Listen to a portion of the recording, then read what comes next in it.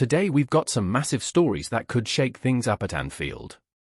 From leading the race to sign a £200 million Premier League superstar, to Federico Chiesa facing serious pressure from his national team boss, and one of our key players suddenly seeing his future hanging by a thread after concerns from onslaught. There's drama, transfer twists, and big decisions on the horizon, and trust me, you won't want to miss a second of this. Stick with me till the end, because this could change everything for Liverpool. Alright, mate, let's talk transfers, and this one's a biggie for us Liverpool fans. So, Alexander Isak, yeah? The lad's name is ringing loud in the transfer market, and here's the good news, Liverpool is reportedly leading Arsenal in the race to bring him to Anfield. Let me break it down for you, one-on-one. Right now, both Liverpool and Arsenal are eyeing goalscorers to bolster their squads for the upcoming season. And who's at the top of the wish list? Newcastle's Alexander Isak. This Swedish striker has been tearing it up in the Premier League, and honestly, it's no surprise that clubs are scrambling to get his signature. But here's the kicker, reports are saying that Liverpool is ahead of Arsenal in this race. Yeah, take that, Gunners. Now, don't get me wrong, Arsenal isn't just sitting around. Word is they've got their eyes on Sporting Lisbon's Victor Gyökeres as a backup plan if they miss out on Isak. But let's be real for a second, alright? Gyökeres, as good as he's been, is still playing in a league that's not exactly on par with the Premier League. Sure, he's scored over 60 goals in 2024, but the quality of opposition in Portugal just doesn't match up. And his form? It's dipped since Ruben Amorim left Sporting for Manchester United. Meanwhile, Isak's numbers in the Premier League speak for themselves. The guy's consistent, reliable, and deadly in front of goal. That's exactly the kind of player we need if we're going to mount a serious title challenge next season. But here's the catch, Newcastle reportedly values him at a whopping £200 million. Yeah, £200 million. That's a jaw-dropper, isn't it? And it doesn't look like Isak's the kind of player who's going to push for a move either. Eddie Howe rates him highly, calling him incredible, and it's clear he's a key part of Newcastle's setup. For Liverpool, pulling off a deal of this magnitude could depend on what happens with a few of our current players.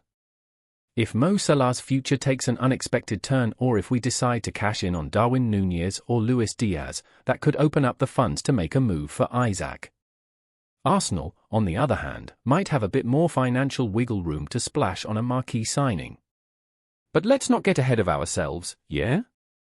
What's clear is this, Isak would be a dream addition to our squad.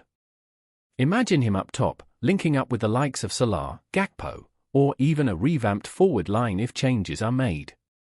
The guy's got pace, precision, and that killer instinct we love to see in a Liverpool forward. Let's talk about Federico Chiesa. Now, I know you've been watching closely, wondering when this lad is really going to take off in a Liverpool shirt. And, let's be honest, it's been a bit of a slow burner, hasn't it? Coming in from Juventus over the summer, it hasn't exactly been smooth sailing for Chiesa at Anfield, but hold tight, there's more to this story. Here's the situation. Chiesa's minutes on the pitch have been limited, and yeah, that's got some people raising eyebrows. He's played just 21 minutes in the Premier League so far. Not what you'd expect from a player of his caliber, right? But let's not jump to conclusions. He's had his moments, like that first goal for Liverpool earlier this month in the FA Cup against Accrington Stanley. Not the biggest stage, I know, but it's something. And he's been coming off the bench in key games, like the match against Brentford and the Champions League clash with Lille. The thing is, adjusting to life at Liverpool isn't easy, especially under Onslaught's intense system. This isn't Serie A anymore, it's faster, tougher, and relentless. Plus, let's not forget, Chiesa came in with some fitness issues and wasn't exactly tearing it up in pre-season with Juve before his move. It's no surprise it's taking a bit of time for him to find his rhythm. Now, here's the good news. Reports suggest Chiesa is determined to stay and fight for his place at Anfield. And Slot? He's pleased with the lad's progress behind the scenes. The manager reckons Chiesa's close to being ready for a full 90 minutes. Imagine that, Chiesa in full flow, terrorizing defenses for an entire game. It's coming, mate. It's coming. But let's be real for a second.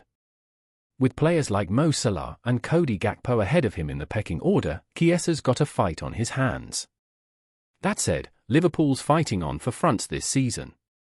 We've got the Premier League, the Champions League, the FA Cup, and the League Cup all in our sights.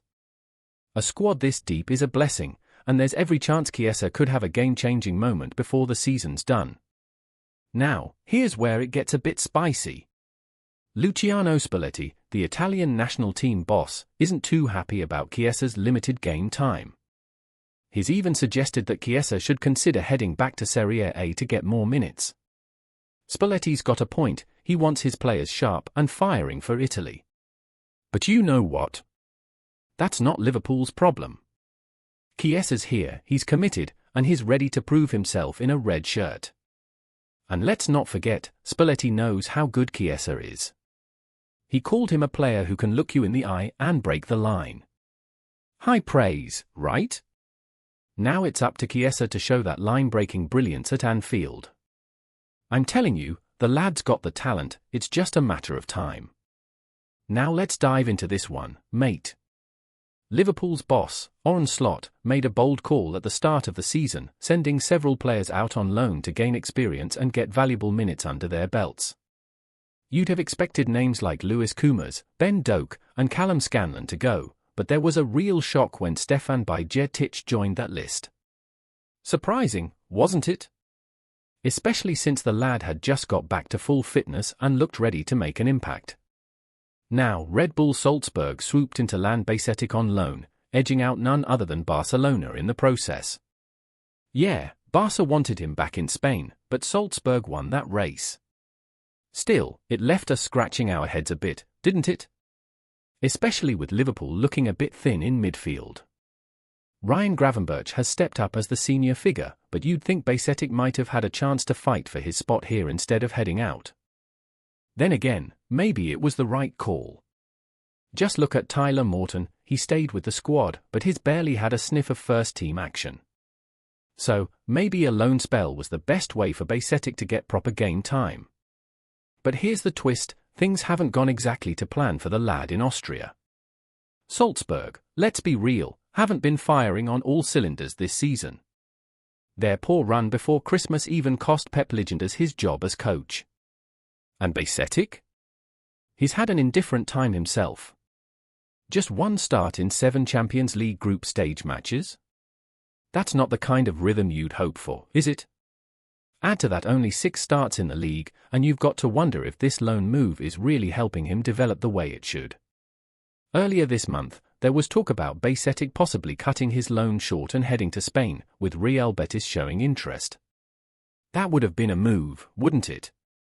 But instead, he stayed put at Salzburg for the second half of the season.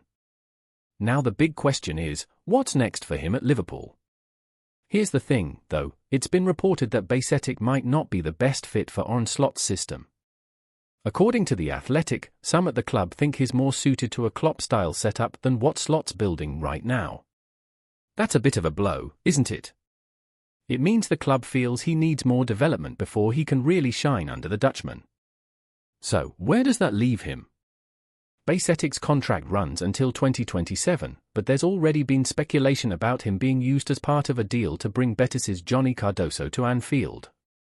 Nothing set in stone yet, but you've got to wonder if the lad's long-term future at Liverpool is in doubt. What do you reckon? Is Bajcetic just in a rough patch, or is he genuinely not cut out for Slot's style of play? Either way, one thing's for sure, we'll be keeping a close eye on how this unfolds. If you're as curious about his future as I am, hit that like button and subscribe so we can follow his journey together. You'll never walk alone, mate. Cheers!